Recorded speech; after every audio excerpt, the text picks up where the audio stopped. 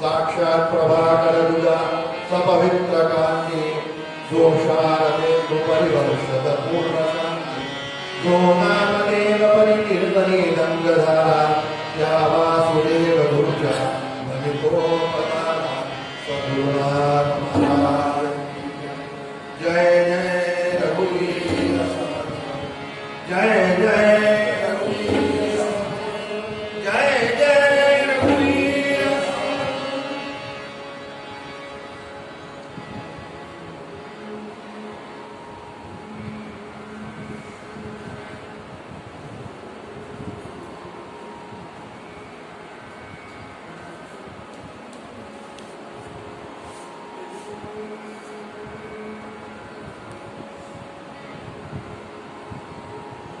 मना सज्जना भक्तिपंथे निदाते तरी श्री हरि पाविले तो सवाल पाहता पाहता पाहता समर्थांच्या कृपेने सद्गुरूंच्या कृपेने 15 दिवसापासून आपण हेच आज 15 दिवस जाऊन होत आले पौर्णिमा येतात या मनाच्या आपण एकंदर सगळे पैलू चिंतन करण्याचा आपण प्रयत्न करीत आहोत परमार्थ असो किंवा व्यवहार असो मन जर सहाय्य करणारा असेल तरच आपल्याला यशस्वीता मिळते हा एक ढोबळ सिद्धांत आहे महत्वाचा सिद्धांत आहे मग तो व्यवहारात असो मन पाहिजेच म्हणून मन हे इंद्रियांचा राजा आहे प्रजेचं योग्य रक्षण व्हावं हे जसं राजाचं कर्तव्य असतं किंबहुना सर्व गोष्टींनी प्रजेला सहाय्य करणारा राजाच ठरतो आता हल्लीच्या व्यवस्थेमध्ये आपला प्रधानमंत्री तद्वत या सर्व इंद्रियांमध्ये महत्वाचं कोणतं जर इंद्रिय असेल की जे सर्व इंद्रियांवरती ताबा मिळवून चालतं ते म्हणजे मन आहे म्हणून या मनाचे काही पैलू आहेत जे आपण बघतो चांगल्या गोष्टी पण आहे वाईट गोष्टी पण आहे चांगली गोष्ट काय चांगली गोष्ट असं आहे ज्ञानेश्वर महाराज असं म्हणाले या मनाची एकनिके जे देखील या गोडीची आया सुखे अनुभव कौतुके या मनाचे एक चांगले पण असं आहे याला जर चांगल्या गोष्टींचा उच्च अनुभव जर दिला चांगल्या गोष्टींची जर सवय लावली आणि त्याला अनुभव मिळाला तर त्या गोष्टीकडे सारखं सारखं जाण्यासाठी आसुसलेला असतो मग बघा अगदी चांगल्या गोष्टीचा संस्कार लागला पाहिजे चांगल्या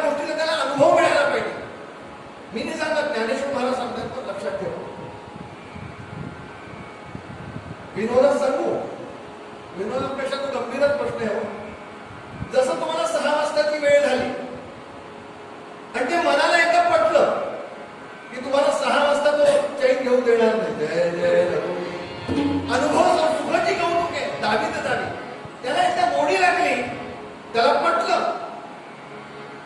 कीर्तन चालू आहे, आनंद येतोय, की ते राहू शकत नाही. म्हणून या मनाला आपलंसं करण्याचे 2 मार्ग आहेत. कुठले कुठले 2 मार्ग आहेत? एक मार्ग आहे की त्याच्याशी संघर्ष करायचा. नाही कसं ऐकत, ऐकलंच पाहिजे आणि त्याला वळवायचं, म्हणजे दादागिरी करून, त्याच्यावरती दादागिरी करून आपलं काम साधण्याचा एक, त्याला म्हणायचं संघर्षाचा मार्ग आहे.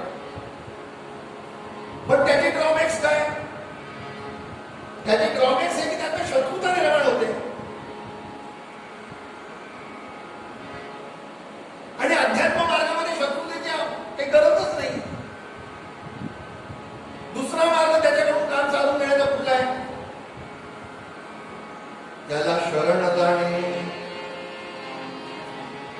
की मी तुला सरेंडर आहे, शरण आहे, तुला जे पाहिजे तर कर, माझं काम चालू दे. पण त्याच्यामध्ये काय त्रास आहे? त्याच्यामध्ये आपला आत्मगौरव जो आहे तो त्रासदायक देतो. आपल्याला सुद्धा आपलं काही आहे की नाही? मग आत्मगौरव जो आहे तो करू देत नाही, त्याला कबूल नाही. म्हणून दोन्ही मार्ग टाळायचे, संघर्षही टाळायचा मनाबरोबर आणि आपली जी सरेंडरशिप आहे ती पण टाळायची. मग आपण काय करायचं? समन्वयाचा मार्ग, सहकारितेचा मार्ग. कुठला? गोंधळून बाबा बेटा करून मना सज्जना भक्ती गोंधळून समन्वय साधून बाबा बेटा एवढं काम कर, काय कर? भक्ती पंथेची जाणे, एवढं काम कर.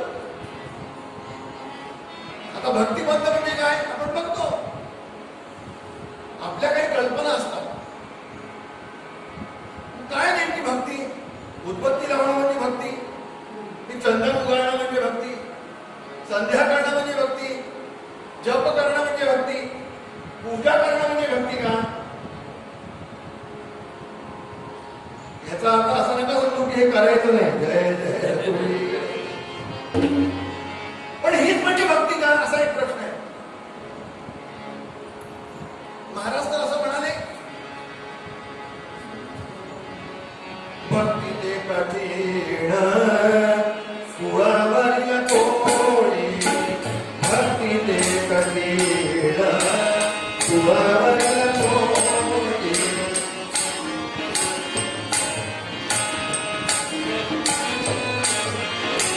भक्ती ते कठीण सुळावरील कोळी, निवडी कोवळी विरागाने, निवडी कोवळी विरागाने, भक्ती ते कठीण सुळावरील कोळी, भक्ती ते कठीण सुळावरील कोळी, भक्ती ते कठीण सुळावरील पोळी, निवडी तो वडी विरळा जाणे. जो त्याला निवडेल त्याला शूर समजावं, कारण भक्ती साधी नाहीये. सुळावरील पोळी महाराजांनी केलंय. म्हणजे एखाद्याला पोळीची गरज आहे, खायला मिळत नाही, कोरोनामुळे दरिद्रावस्था विचारायची स्थिती गंभीर आहे आणि तो पोळी मागायला आला आहे ना, म्हणे कुठे? सुळावरील पोळी. जय जय रघुवीर. काय उपयोगाची? असून नसे सारखी सारखीच. तसंच त्याला आपण भक्ती समजतो, ती एवढी सरळ नाहीये. म्हणून भक्ती ते कठीण सुळावरील पोळी एवढी सोपी नाहीये. मग ती भक्ती म्हणजे नेमकी काय? ती भक्ती म्हणजे नेमकं काय, असा एक प्रश्न आहे. मग ती भक्ती नारदांनी सांगितलेली, समर्थांनी ते विस्तार केला. ते आपण अनेक पैलूच्या भूमिकेनं समर्थांचे साहित्य बऱ्याच वेळा पाहिलेलं आहे. पण नारद त्याच्याबद्दल काय म्हणाले? जे आचार्य भक्तीचे अथा तो भक्ती व्याख्या श्याम सात्वस्मिन परम प्रेम रूपा, परम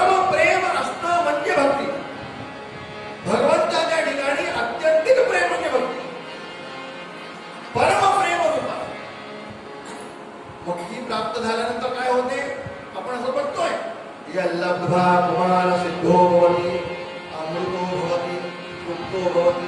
सूत्र पाहिलं आपण. काय होतं? यल्लब्ध्वा पुमान सिद्धो भवति. सिद्ध होतो म्हणजे नम्र होतो.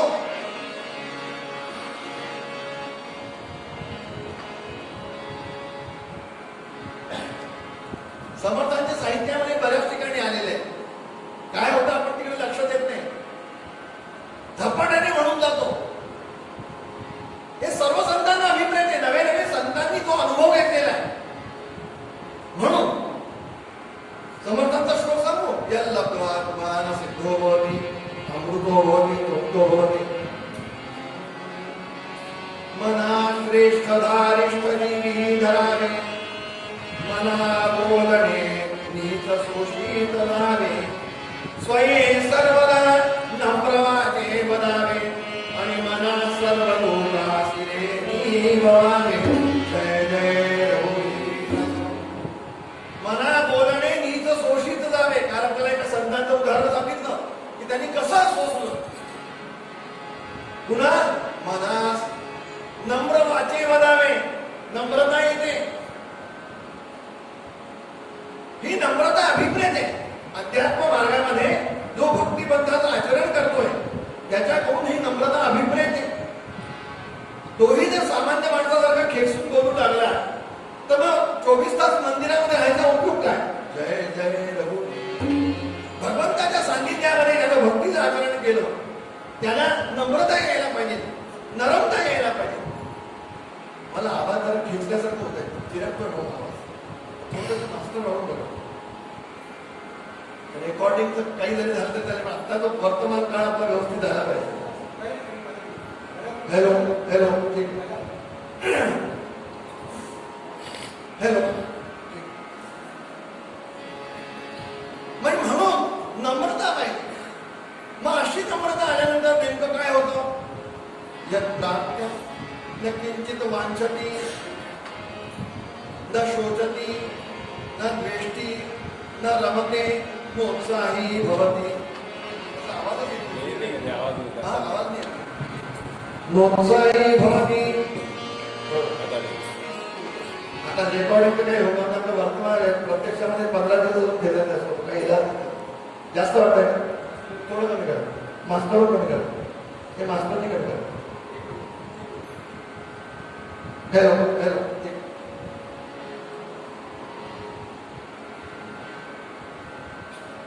यल्लब्ध्वा यत्प्राप्त किंचित वांछति न किंचित वांछति. ज्याला भक्ती प्राप्त होते तो किंचित सुद्धा काही अभिलाषा धरत नाही. किती सुंदर सूत्र आहे बघा. आपल्याशी त्याची तुलना करा. आपण तसं जगू शकतो का? आणि आपण जर तसं जगू शकत नसेल तर आपण भक्तीच करत नाही. जय जय रघुवीर. यत्प्राप्येन किंचित वांछति. ती भक्ती ज्याला प्राप्त होते तो किंचित सुद्धा अभिलाषा केलं. ती किंचित असा शब्द वापरलाय. हॅलो.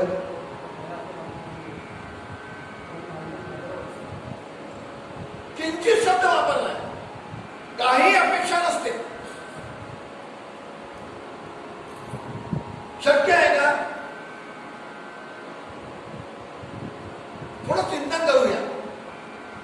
ह्या जगतामध्ये किती गोष्टी आहेत? सगळं अध्यात्मशास्त्र जे आहे ना 3च गोष्टींच्या भोवताली आहे. जीव, ही माया आणि ईश्वर. तुम्ही विचार करा. या प्राप्यन किंचित वांछति. काही अपेक्षा करत नाही. तुम्ही अपेक्षा कराल तरी कुठल्या करणार? बघा, 2 क्षेत्र आहे.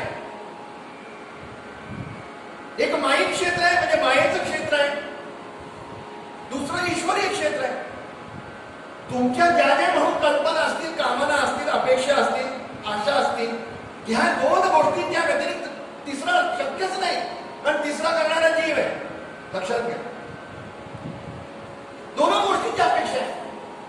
ईश्वरी क्षेत्रातली तरी कल्पना असेल, कामना असेल, किंबहुना एक माईक क्षेत्रातली कामना असेल. त्या माईक मध्ये सुद्धा दोन गोष्टी आहेत, जड कामना आणि चैतन्याशी संबंधित कामना. म्हणजे कशी? जड कामना म्हणजे मला कार पाहिजे, घर पाहिजे, बंगला पाहिजे, अमुक पाहिजे, तमुक पाहिजे, ही वस्तू पाहिजे, फ्रीज पाहिजे, टीव्ही पाहिजे, अमुक पाहिजे. या सगळ्या जड वस्तू. ह्या जड वस्तूंची कामना म्हणून जड कामना, जड क्षेत्र, माईक क्षेत्र. आणि चेतन म्हणजे आई, भाऊ, बहीण, बायको, पोरगा, अमुक वस्तू पाहिजे, ह्या गोष्टी पाहिजे. बरोबर की नाही? ह्याशिवाय तिसरी कामना असू शकत नाही. आता विचार करा, तो भक्त का अपेक्षित करत नाही जड कामनावर? माईक कामना का अपेक्षित नाहीये? ईश्वरी कामनाचा नंतर विचार करू. जड कामनामध्ये काय होतं? जेव्हा तुम्ही त्या वस्तूचं चिंतन करता, बघा नीट लक्ष देऊन आहे का, खूप गंभीर आणि खूप गोड विषय, गोड विषय, कंटाळून अजिबात होणार नाही, कारण प्रत्येकाशी संबंधित आहे. जेव्हा मी अशी कल्पना करतो की मला ही वस्तू पाहिजे, तेव्हा नेमकं काय होतं? माझं मन जे आहे ते पहिले त्या वस्तूवर जातं. माझ्या मनामध्ये ती वस्तू आधी निर्माण होते, मला ही वस्तू पाहिजे. म्हणजे काय झालं? माझं जे मन सध्या भगवंताच्या स्मरणात होतं, किंबहुना भगवंताच्या सान्निध्यात होतं, ते भगवंताला सोडून वस्तूवर गेलं. जय जय रघुवीर. गेलं की नाही गेलं? त्या वस्तूवर गेल्यानंतर काय होतं?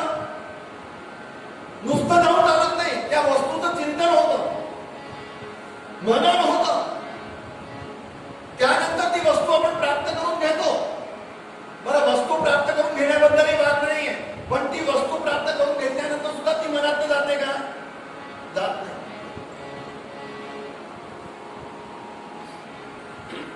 तुम्ही म्हणाल माझं 1 सेकंडला गेलो होतो, त्या वस्तूवरती 1 सेकंडला मन गेलं.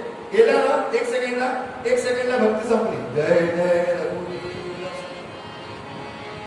1 सेकंडला गेलं, 1 सेकंडला भक्ती नाहीये त्यावेळेला. माईक कामना आहे, माईकच भक्ती आहे, लक्षात ठेवा तुम्ही. जशी आपण करतो कशी भक्ती? परवा दासगडू महाराजांचं म्हटलं होतं बरोबर, उज्ज्वल तांब्या आसन लोकरी, उज्ज्वल तांब्या आसन लोकरी, घन घनवाने घाट उदेता लांबवरी, ओ घाट उदेता गोलावरी, ओ घाट. पूजा चालली असं आम्हाला वाटतं, पण पूजेच्या मनामध्ये आमचं मन 1 सेकंदाला, 1 मिनिटाला, 2 मिनिटाला, 5 मिनिटाला, जेवढ्याही वेळेला इकडे तिकडे धावून येतो, पळून येतो, त्या वस्तूचं चिंतन करून येतो, तेवढ्या वेळेला लक्षात ठेवा ती भक्ती नाही. जय जय रघुवीर. आपलं आपण चिंतन करा ना, त्यावेळेला ती भक्ती नाहीये. त्या वस्तूच्या चिंतनामुळे काय होतं? चांगलं भगवंताचं असणारं मन, श्रीराम जय राम जय जय राम, श्रीराम जय राम गेलं म्हणजे वस्तूसाठी. देवाच्या सान्निध्यात असणारं मन आम्ही वस्तूसाठी पाठवून दिलं. मग त्या वस्तूसाठी गेलेलं मन देव राहायला बाजूला, ते मन वस्तूच्याच भोवताली फिरते.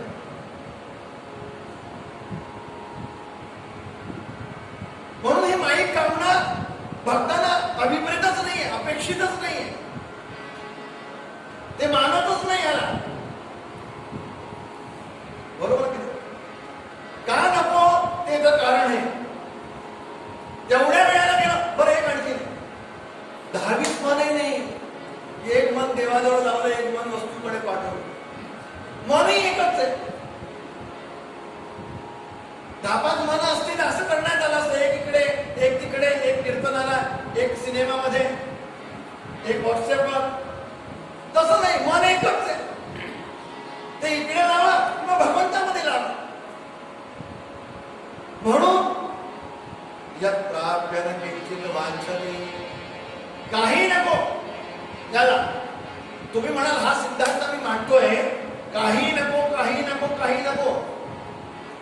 मग असं जर असेल, तो जिज्ञासु अर्थार्थी ज्ञानी च भरतर्षभ, भगवद्गीता सांगते. तर तो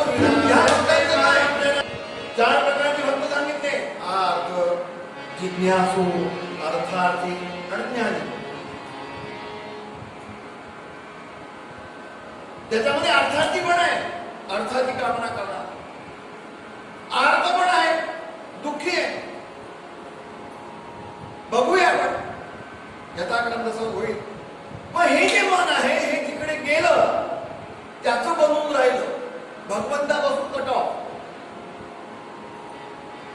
एखाद्या घरामध्ये आजारी आहे, आपला स्वकीय बुजुर्ग मनुष्य जो आजारी आहे, धरून चला, त्याचा आजार पण आपल्याशी पाहवला जात नाही. पण ते आजार पण पाहवलं न जात असल्यामुळे आपण डॉक्टरांकडे गेलो रात्रीच्या वेळेला. डॉक्टर साहेब, डॉक्टर चला, काही करा तुम्ही, चला. डॉक्टर साहेब हे 12 वाजता रात्रीचे, आता एक का म्हणाले, काही करा तुम्ही, चला. असं करू नका. जे काही तुमच्या अटी असतील ते आम्हाला मान्य आहे, चला. त्या गोष्टींचे स्पेशलिस्ट डॉक्टरांना आपण घरी घेऊन आलो. डॉक्टरांनी आपल्याला प्रिस्क्रिप्शन सांगितलं, हे घेऊन या, ते घेऊन या. रात्री धावपळ करतोय, हा सगळं चाललंय. तुम्ही मला हे सांगा की हे सगळं चालू असताना त्याचं मन कुठे आहे? डॉक्टरांवरती आहे की प्रिस्क्रिप्शन वरती आहे की तू धावपळ करतोय तिथे? त्याचं मन हे सगळं करत असताना आपल्या पेशंट वरती आहे. बरोबर? त्याचं मन पेशंट वरती आहे. तद्वत आम्ही सगळं करत असताना आमचं मन भगवंतावर राहायला पाहिजे, हे लक्षात ठेवा. तर आमची कुठलीही क्रिया, आता दुसरं अंडरलाईन करा, तर आमची कुठलीही क्रिया भक्ती होऊ शकते. म्हणून तर आचार्य म्हणाले, यत् यत् कर्म करोमि तदखिलं शंभो तवाराधनम्. आमची कुठलीही क्रिया भक्ती होऊ शकते, फक्त आमचं मन त्याप्रमाणे तिथे राहायला पाहिजे, भगवंताच्या चरण कमलाशी राहायला पाहिजे. आम्ही काही केलं तरी हरकत नाही.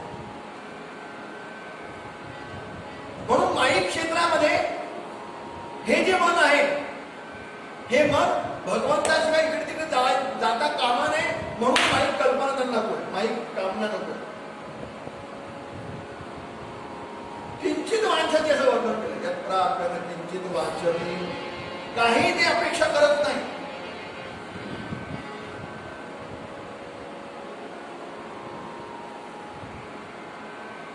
तुम्ही असं म्हणाल की जर ह्या भूमिकेतनं हे आहे तर ईश्वरी क्षेत्राचं काय?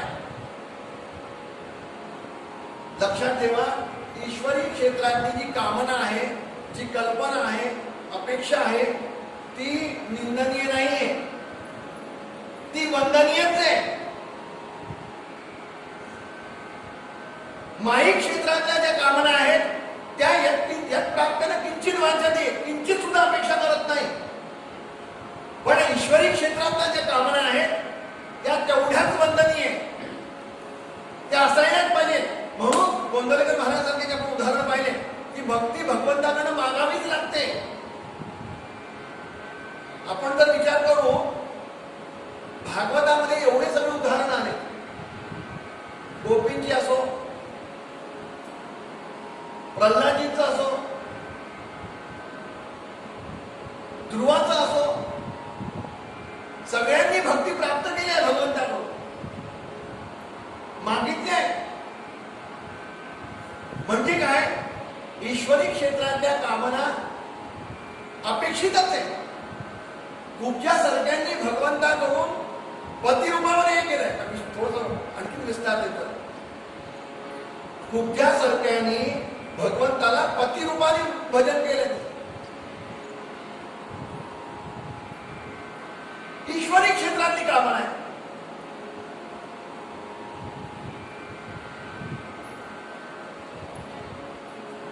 कंसाने शत्रुरूपाने कामना केली भगवंताची. तुम्ही म्हणाल ह्या ईश्वरी क्षेत्रातल्या कामना आहे का?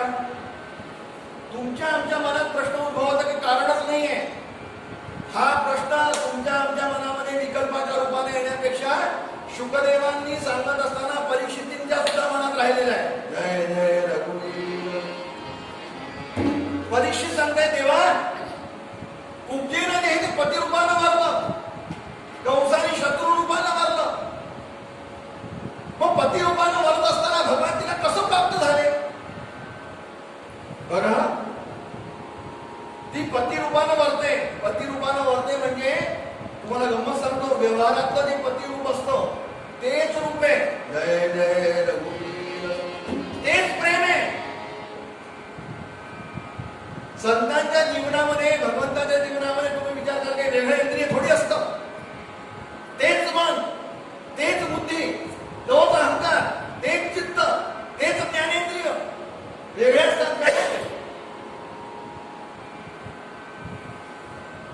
मग तरी पती रूपानं वरल्यानंतर कसं काय झालं? शुकदेव सांगतायत परीक्षित, अरे कुब्जेनं पती रूपानं वरलं. आणखीन जाता जाता सांगतो काय भीती काय वाटतं, पुन्हा विसरलो तर पुन्हा आठवण होते नाही एवढं त्रास होतो. मग हे ज्या कामना आहेत, ईश्वरी क्षेत्रातल्या असो किंवा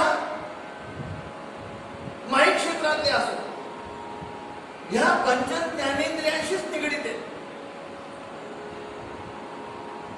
तुम्ही म्हणाल कसं? हे जी पंच ज्ञानेंद्रिय आहे, डोळे, नाक, कान, रसना, स्पर्श, त्वचा, या माईक क्षेत्रामध्ये पंच ज्ञानेंद्रियांचं कार्य असो म्हणजे तुम्ही कल्पना करा, ह्या ज्ञानेंद्रियांच्या माध्यमातून दुसरं काही क्षेत्रच नाही. माईक क्षेत्रातल्या कल्पना करा. काही इथे जागेची मर्यादा आहे, गादीची मर्यादा आहे. माईक क्षेत्रातल्या कामना डोळ्यांनी बघा, कानाने ऐका, नाकाने सुगंध घ्या, त्वचेने स्पर्शाचा अनुभव करा, वगैरे वगैरे वगैरे. पण माईक क्षेत्रामध्ये गेल्याने काय झालं? पंच ज्ञानेंद्रिय आधीच कपडा घाण होता, तो आणखीन घाण झाला. जय जय रघुवीर. या पंच ज्ञानेंद्रियांच्या माध्यमातून तुम्ही घेतलेली आहे कल्पना, कामना. पण ईश्वरी क्षेत्रामध्ये जर आम्ही पंच ज्ञानेंद्रिय लावलं तर काय झालं? हीच पंच ज्ञानेंद्रिय ज्यांच्या माध्यमातून आम्हाला एक कल्पना, कामना पूर्ण करायची आहे किंवा अपेक्षित आहे, ही पंच ज्ञानेंद्रिय कुठे लावली? ईश्वरी क्षेत्रामध्ये लावली. कसं झालं?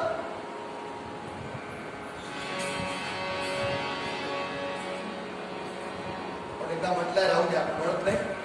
काय झालं माहिती का?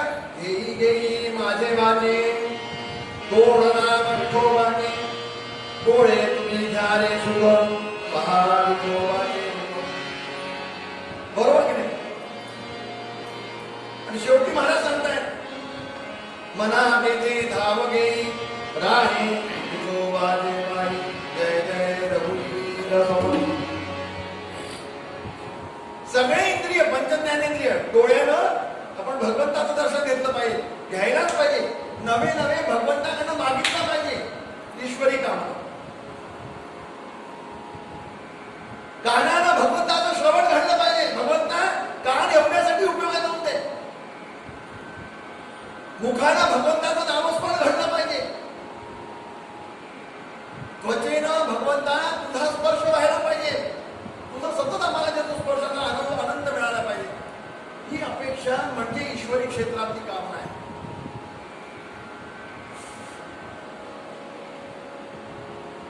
पण होतं काय सांगू तुम्हाला? सगळे इंद्रिय दिले भगवंताने. एक भक्त भगवंताकडे पाहिलं, भगवंताकडे, भगवंताला म्हणाला, भगवंता केस दये करुणा निधी केसव. देवा तुझे अनंत उपकार आहे आमच्यावर. काय? केस दये करुणा निधी केसव, सुंदर सुरत सोहनको. आम्हाला केस पास दिले का? आमचं जे स्वरूप आहे ते सुंदर सुधारलं भगवंता, तुझे आमच्यावर अनंत उपकार आहे. तो देवाला म्हणतो, केस दये करुणा निधी केसव, सुंदर सुरत सोहनको, निर्मल नयन दिये जो कृपा निधी जानकी परमुख देखन. अनंत उपकार आहे. हे डोळे दिलेस, त्या डोळ्यांमुळे तुझं स्वरूप पाहता येतं देवा. निर्मल नयन दिये जो कृपानिधी ज्ञानकी बरमुख देख नको. पाव दिये प्रभू पंथ निवाहन. पाय दिलेस भगवंता त्यामुळे तीर्थयात्रा करता येते. पाव दिये प्रभु पंथ निवाहन हात दिये हर सेवन. भगवंता हे सगळं दिलं. डोळे दिले, केस दिले, पाय दिले, हात दिले तुझी सेवा करण्यासाठी.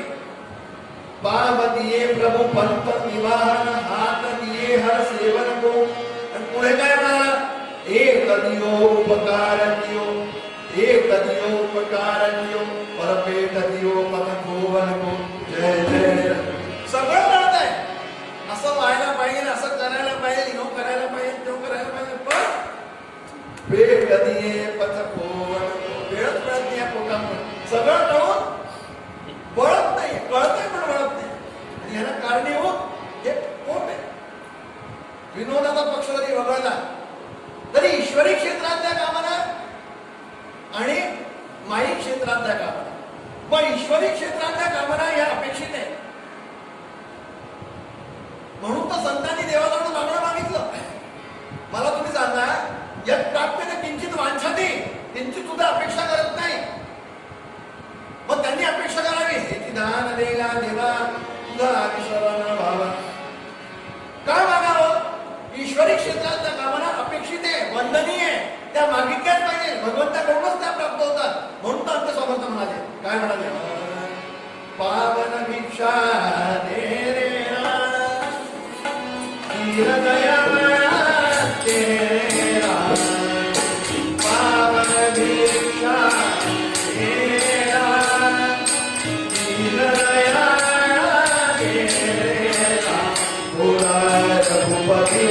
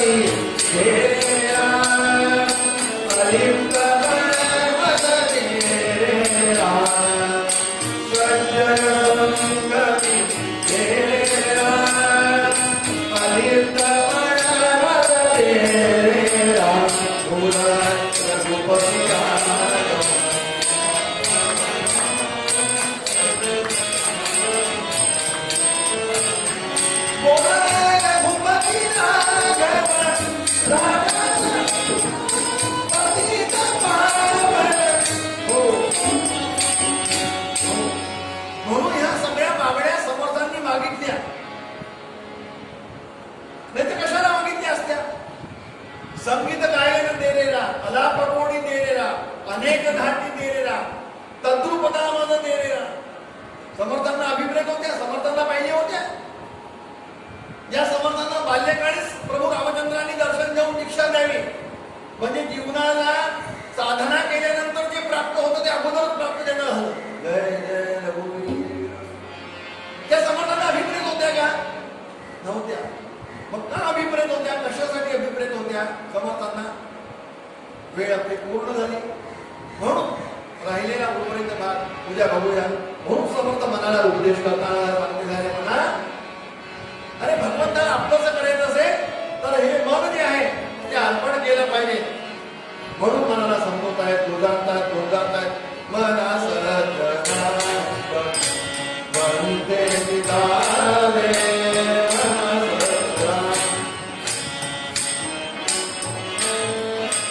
हरी श्री हरी.